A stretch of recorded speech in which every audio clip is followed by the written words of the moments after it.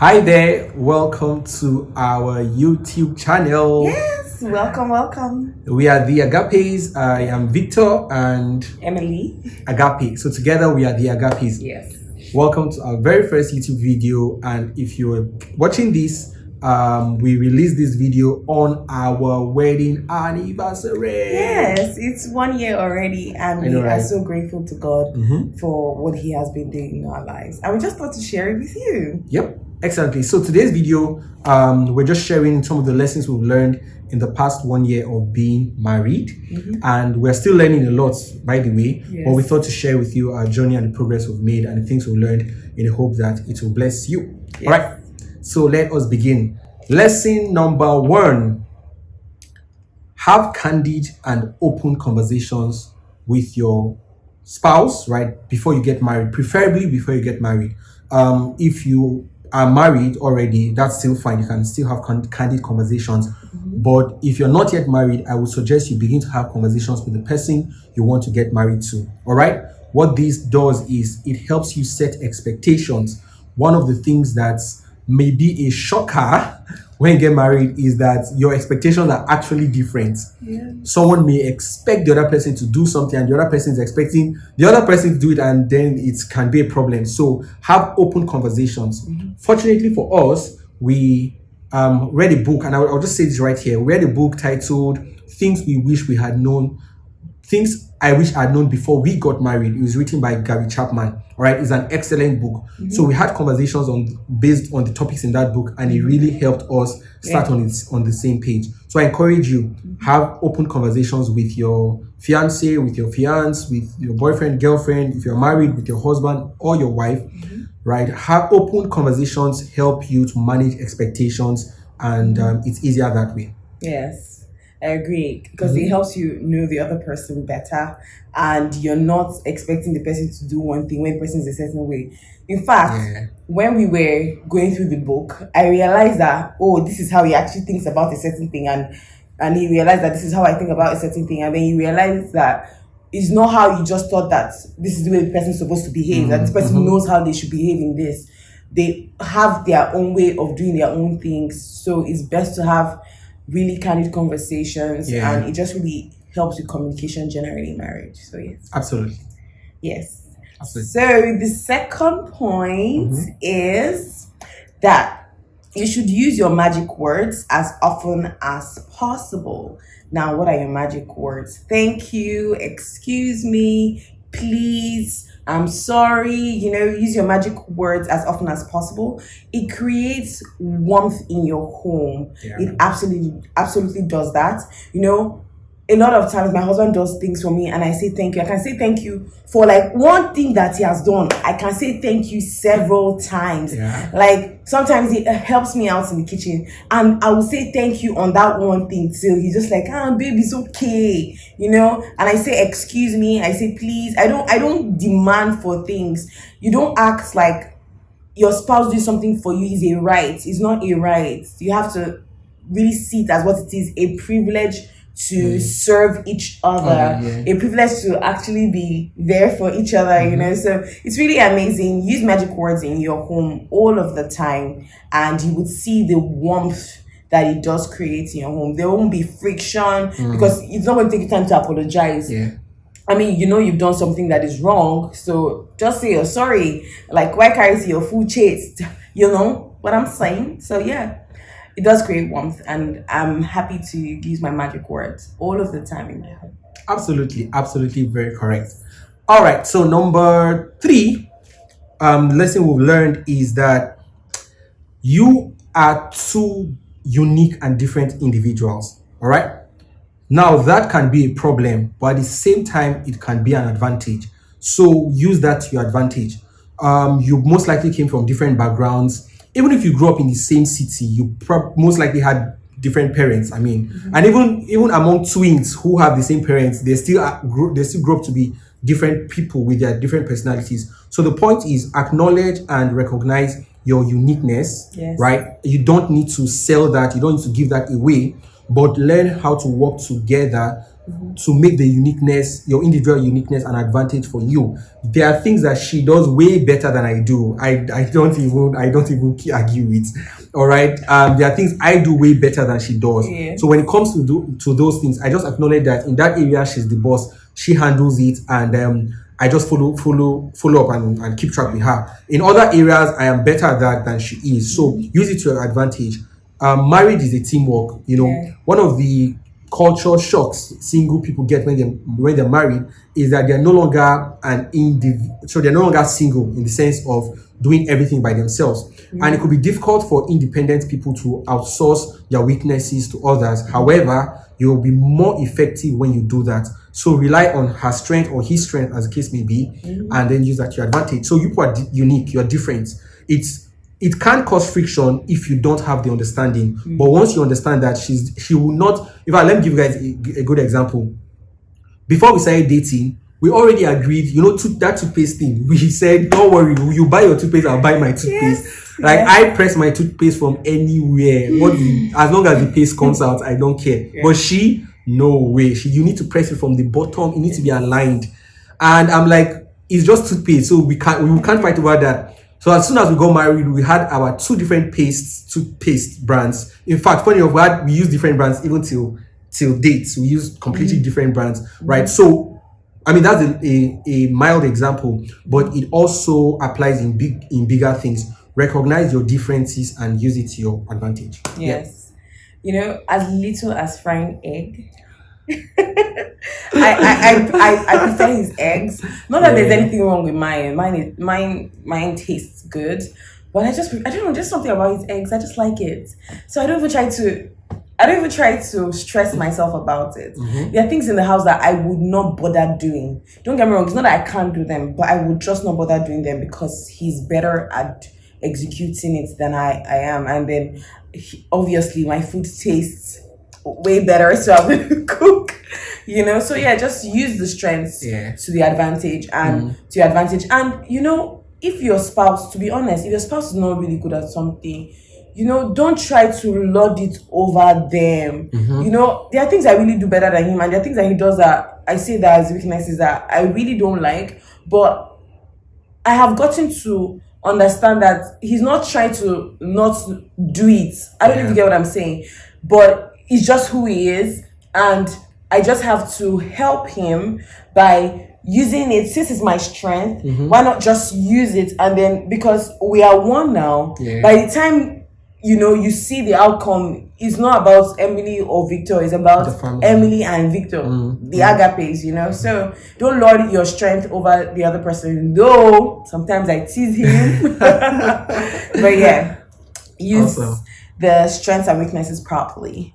Okay, so number 4 point is make sacrifices for your spouse. Guys, can I just say that kudos to women, and kudos to men as well. Of course. When I first got married, everything was like this. Dun, dun, dun, dun.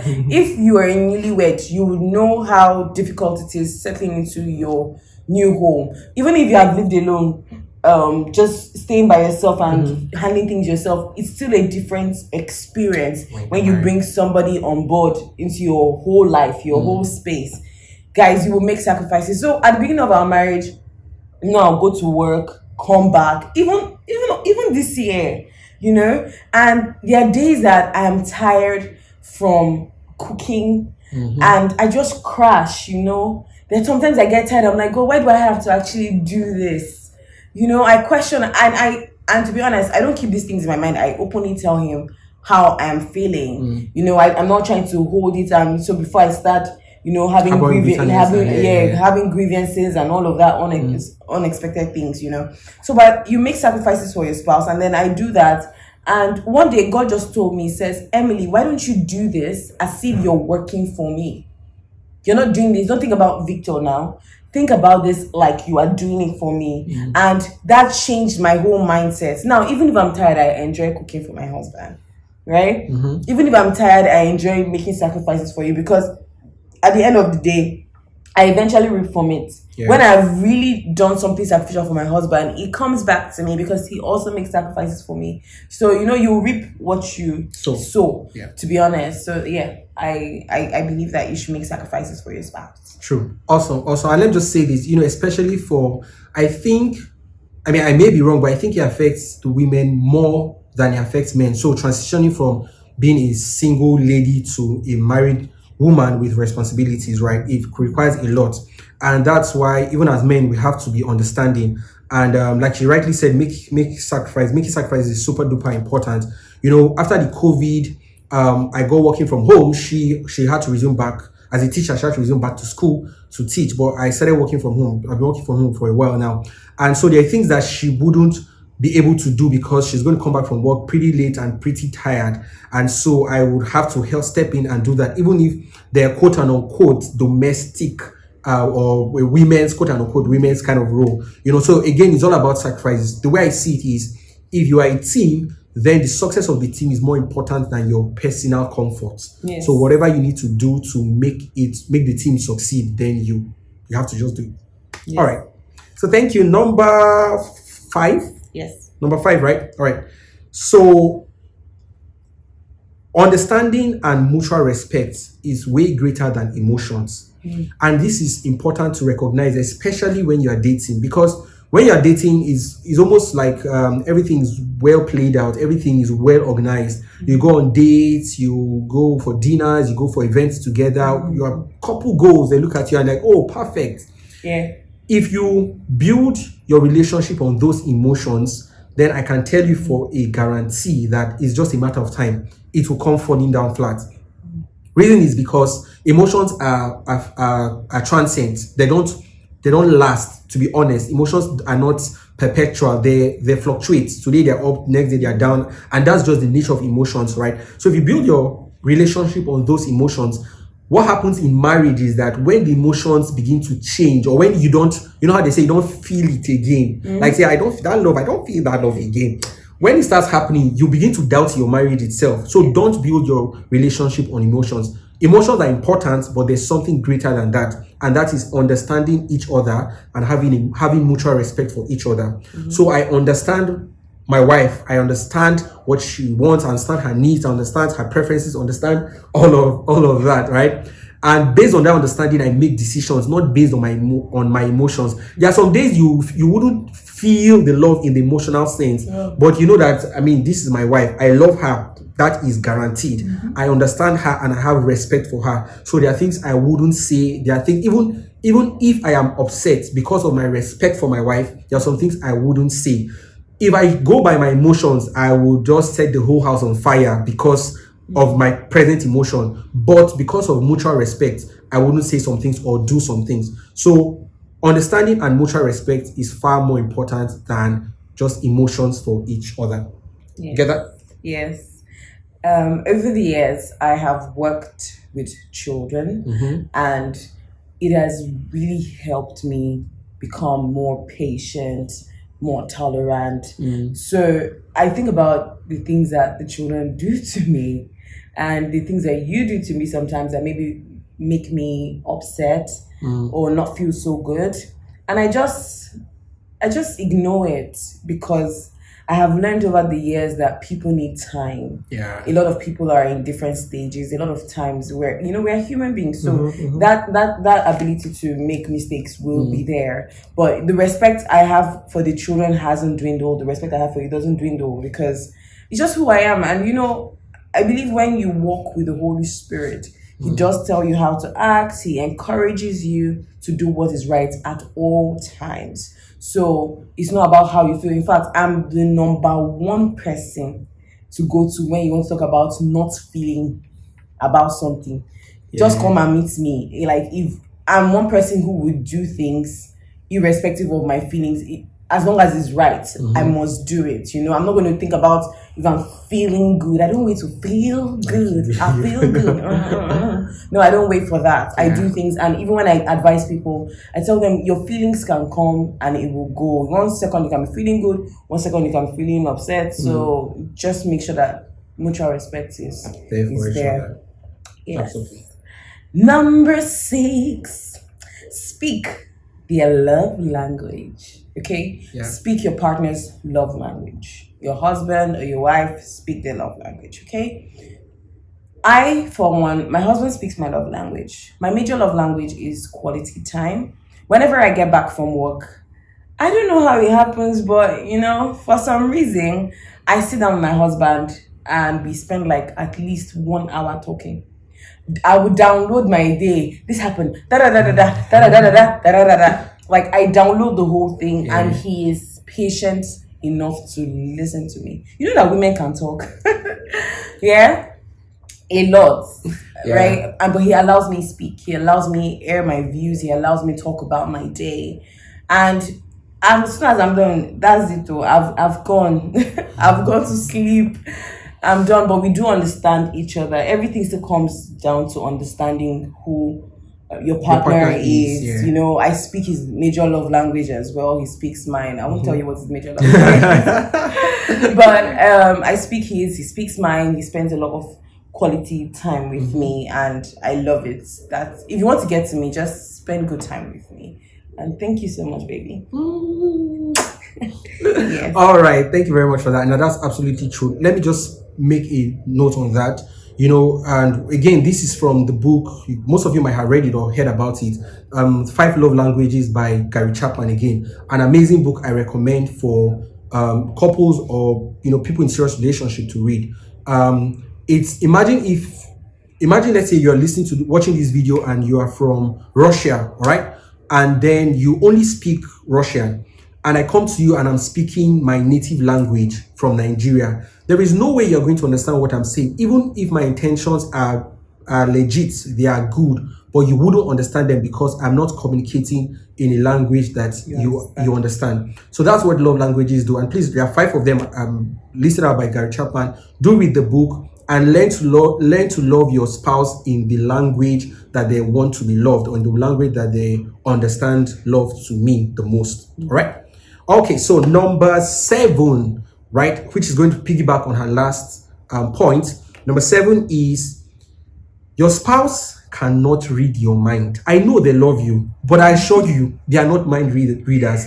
And even if God reveals to them divinely, okay, that will just happen once in a while. It will not be the norm. So what that means is you need to learn how to communicate clearly and effectively. One of the reasons why people have expectations that are not met and then leads to disappointment is because they really haven't clearly communicated what they want. If you want your spouse to hug you, tell him or tell her, say, babe, I want a hug, and make it clear. All right. Yes. If you enjoy something particular, you enjoy when your husband cracks jokes with you or something like that, let your husband know so that he can keep at it. All right.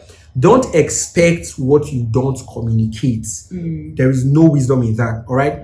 Communication is super important. So have clear communication with your spouse. I know we started off with this, but it's important to bring this back again. Have clear communications with your spouse. And one of the main ways of understanding your spouse's love language is speaking to them. Say, babe, what do you want? Do you want me to rub your head when I'm talking to you? Do you want me to spend quality time? Do you like do you like gifts? Like, just really communicate, right? And know clearly what they want. In that way, you will not have disappointments from lack of communication. Okay. So yeah, just talk about things. Really talk about things, and let things be plain and let things be clear enough. When you do that, it's easy for your spouse to begin to work towards meeting that particular need. It's easy for a spouse to begin to work towards fulfilling your desires in whatever aspect you are communicating. So please have clear communication. It helps set expectations. Yes. From time to time, I tell you if I want a hug. I tell you if I want you to hold my hand. In fact, sometimes I make him notice me. I'm like, I'm here. Compliments me. It's not like he doesn't, but if I at some point I'm feeling like I need one, I'll just communicate it clearly that, babe, I need it. Like, this is what's going on and everything. And he's like, don't worry, baby, you're doing such a good job. And that just lifts my spirit. I'm not expecting him to know. At the beginning of our marriage, there were times that I did expect him to read my mind, to understand what was going on, and obviously it caused friction. My husband was just like, just say what you want. And I'm like, but it's obvious. It's just out here in the open. Like, how come you can't even understand that this is what I want at that point, you know? But as we grew, I realized that if I just want something and say, babe, I need you to help me do this. Yeah. And he got it clearly. Yeah. Let me make a note on this as well, right? You know, why communication is super important is because naturally men and women think differently, to be honest. And when we got married, it was something she said, and I was like, I wasn't thinking about it in this way. I wasn't, you know, sometimes people, your spouse may feel offended by something they did, all right? Sorry, or by something you did, I beg your pardon, or you may feel offended by something they did, right? And they may not look at it from that same way because men and women really think differently. So you want to be clear on communication. If something hurts you or something is hurting you, tell your wife or tell your husband, hey babe, what you did made me feel this way, and then you guys can talk about it. And lastly, on these notes, avoid blackmail, emotional blackmail or any form of blackmail. Just avoid it. Be clear with your communications. Instead of saying, babe, you can't even come and help me in the kitchen, just say, babe, I need your help in the kitchen, straight up. Right? If you want, let's say as a man, you are maybe trying to work on the generator and you probably just need your wife to say well done or something. Just don't say, babe, you can't even come and say well done. No, just say straight up, babe, I've done a great job. I think I'd like you to tell me that or something like that. Just make it clear, all right? But avoid emotional blackmail completely. Yes. Okay, great. Point number 8, give your partner healthy space to be themselves. I am number one advocate for this. Why is this? Is because before we got married, I was really whole. You know, as a person, I knew God for myself. I had pursued God. I had my goals, you know. I had things that I wanted to do. One of the things I find unhealthy is when couples can't give each other healthy space. Your husband needs his space to do his own thing, to pursue his own goals. And your wife also needs space to pursue her goals. Absolutely. Like, you can't always be in each other's space. Yes, you would help each other achieve your goals, but I just believe that everybody should have that healthy space, you know. So what happens is that now I'm on holiday, right? So he's working in his own study, I'm working in my own study. From time to time, I do go into his to just check up on him and say, hey, how are you doing there? But I'm not trying to encroach on his personal space, to not allow him breathe or just do what he needs to do. You know, I go to work. My husband sometimes sends me messages while I'm at work, and I see it when I just walk through the door when I get home. And I'm like, oh, babe, I'm really sorry. You know, my phone wasn't with me. It was in my drawer and all of that. And he understands. He's not like breathing down my neck, oh, babe, why did you pick my call? Or, you know, all of that. When you don't give your partner healthy space, trust issues also creeps in, you know. So I believe that if you're whole as a person, and you were whole when you were single, when you're married as well, you become whole, and you would be able to survive. Let me use the word survive for lack of better terms, without your spouse. Not that you don't love them, but you can healthily say, okay, this person is not there right now. I should be able to do this on my own, and let the person have time to be themselves, so that your partner doesn't feel like because of marriage now they can't actually be themselves or pursue their own dreams. You really don't want that, right? So I'm an advocate for giving your partner a healthy space. Absolutely true. One analogy that comes to mind when we talk about this is let's say you give someone a handshake, right?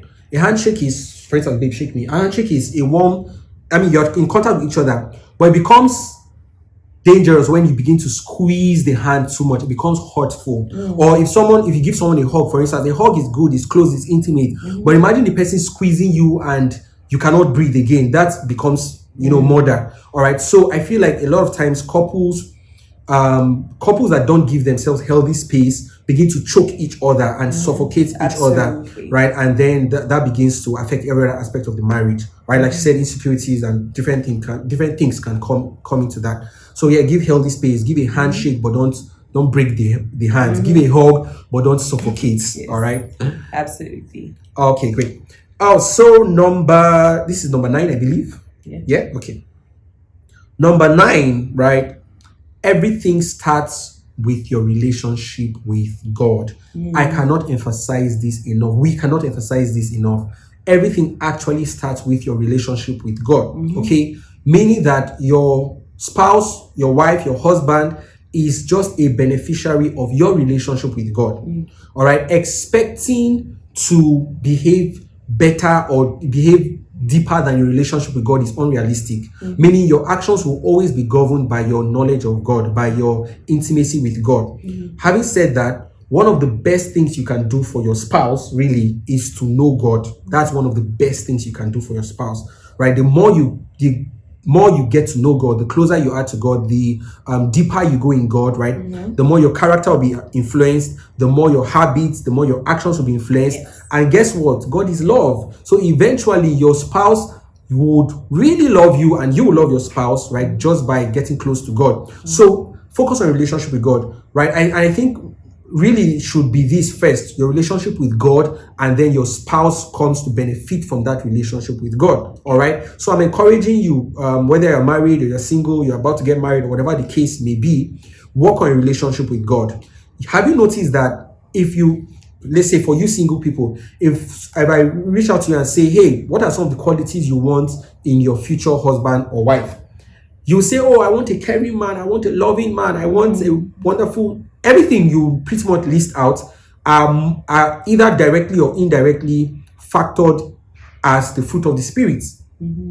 So the extent of our character really is just the fruit of the Spirit. Yes. And every time you get closer to God, you develop the fruit of the Spirit more, right? So really work on relationship with God. Your spouse would be the number one beneficiary of that relationship with God. You know, she said something earlier where she talked about work, where God's, nudged her in her heart and said, just do this as though you're doing it for me. Yeah. I wasn't there when God spoke. I probably wasn't. I don't know where I was in the house, where she got that in her heart. But eventually, I benefited from that conversation she had with God. So work on your relationship with God.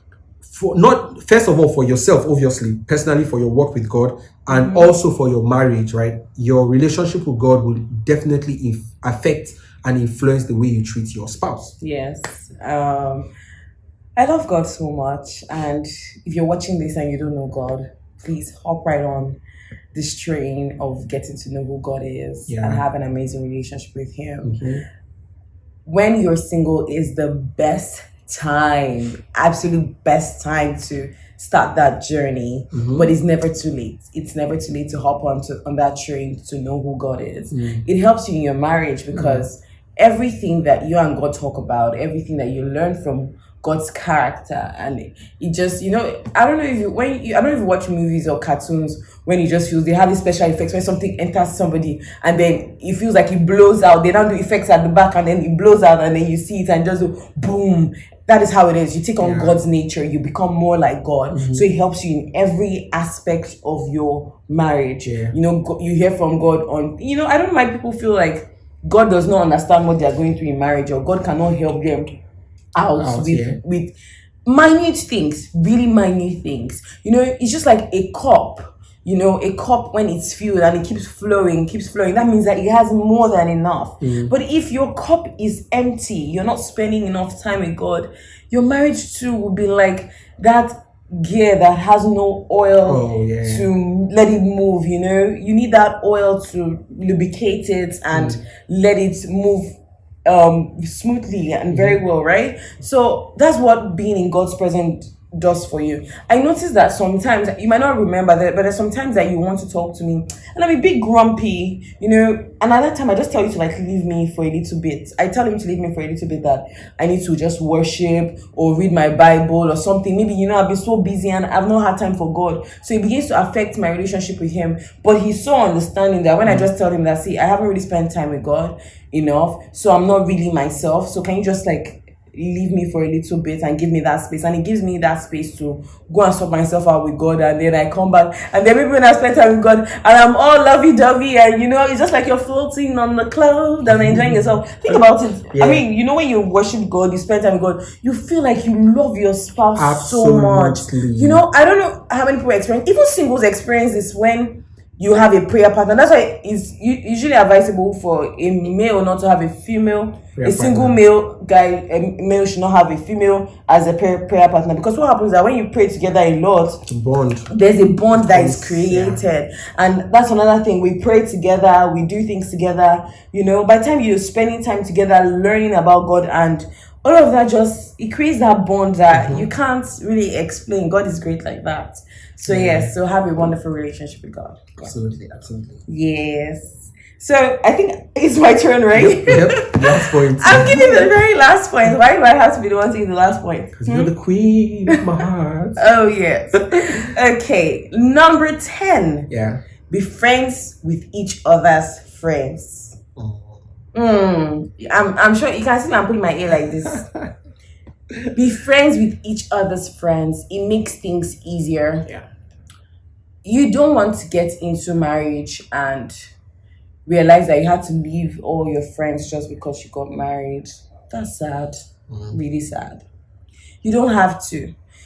So, my husband has a lot of female friends. I'm going to say it because there's no shame in it. He has a lot of female friends.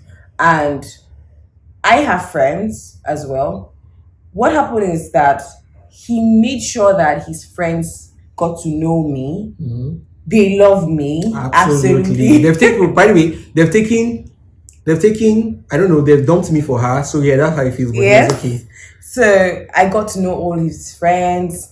I'm very close to some, obviously, like the way life is. I'm closer to some than others, but not because I don't have a lovely relationship with his friends. But it's just made it easier. So when he's talking to somebody, I'm like, oh, okay, hi, how are you? And I talk to the person as well. And when he's with my friends, you need to see me. I'm just lounging. Like, I don't even talk again. I just sit down and I totally abandon. I'm like, people should just talk and leave me alone. Like, because my friends are my friends. They're not going anywhere, to be honest. And I just let them speak to him and have conversations with him. And everybody's just like family now. Yeah. It's not like you're just saying, don't talk to that person again. Your spouse should not feel like they have to abandon their friends because of they got married. And because they got married. That is slavery. That's not how life is. We belong to one family of God, and that family should increase and grow, not diminish. It cannot just be you guys alone.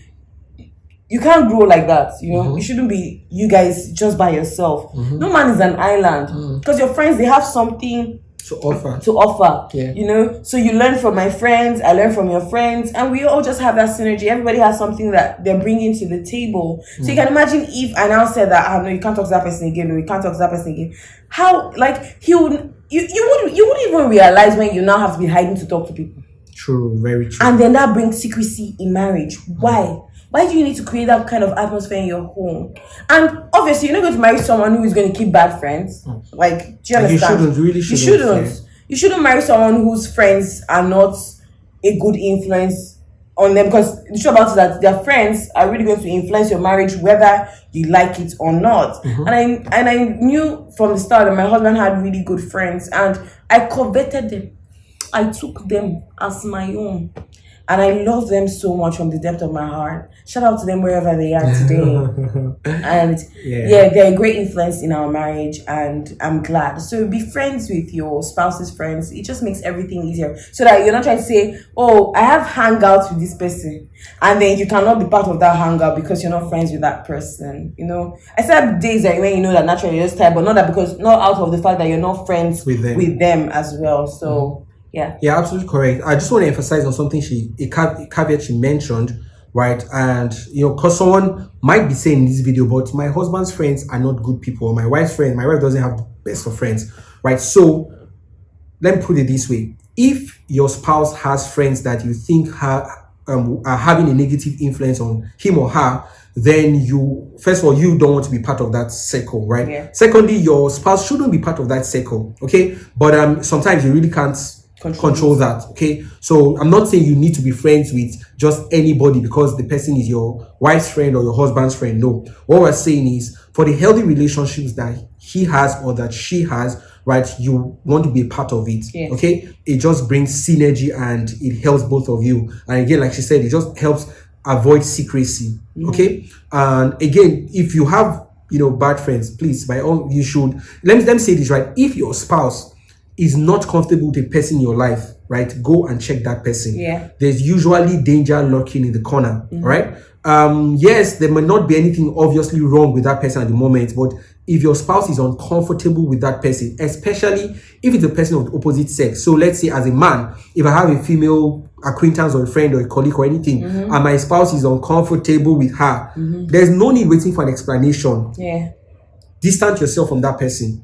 When you figure out what is going on, you cannot decide to reignite the relationship or friendship, whatever it is. And that goes also for the wife. If you have a male friend that your husband is uncomfortable with, then for the safety of your marriage, distance yourself. Okay, so we're not talking about threatening relationships. We're talking about cordial, productive and fruitful relationships. All right. Yes. Can I just say something? Yes, please. While I was a teenager, so I had a friend in school, and then I noticed that he had another friend that he was just making, and I was able to discern that this new friend that he was making wasn't going to be very beneficial in his life. And I started warning him that I know this person is your roommate, but I think that you should, like, the fact that he's your roommate doesn't mean that you have to be best buddies with him, because I think he might have a bad influence on you. And my friend did actually listen. And trust me, it did not take long when my friend started behaving like that other person, because for some reason bad company corrupts good manners. If you break a good egg, now the bad egg is not the second one you broke, the whole egg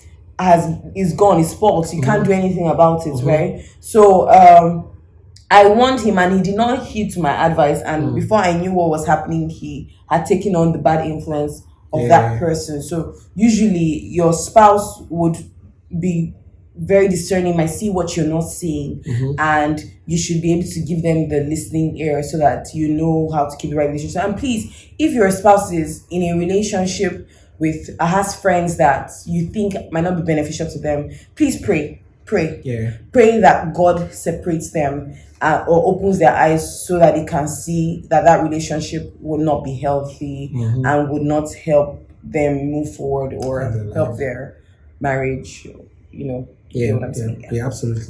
Absolutely. So, here are 10 things we have learned so far in the first year of marriage. And trust me, there's a lot more. And each of these topics, or each of the points we've raised are full-fledged topics on their own. But I hope this just gives you a good sense and awareness, all right? And especially if you are not yet married, begin implementing some of these things so that you make better and wiser decisions, all right? Have you subscribed to this video? What are you waiting for? All right, so subscribe to our YouTube channel. Subscribe to our YouTube channel if you haven't. Please go ahead and do so. If you have questions, feel free to drop this in the comment section, and we will answer your questions. If you feel the questions are very private, you can reach out to us on our Instagram page, which will be put on the video, and then send us a DM and we will respond to you. We are glad you made it so far in this video. You are the real MVP. Yes. Thank you for joining us. Don't forget to like the video as well. And we hope to see you soon. Yep. Share with your friends. Share with your enemies if you have. Share with your loved ones. All right. Share with your fiancés, your fiancés, your boyfriends, girlfriends. Everyone, share with them. All right. So we'll see you in our next video. Thank you for joining us in celebrating our anniversary, and this is our gift to you. God bless you. Thank you. Bye.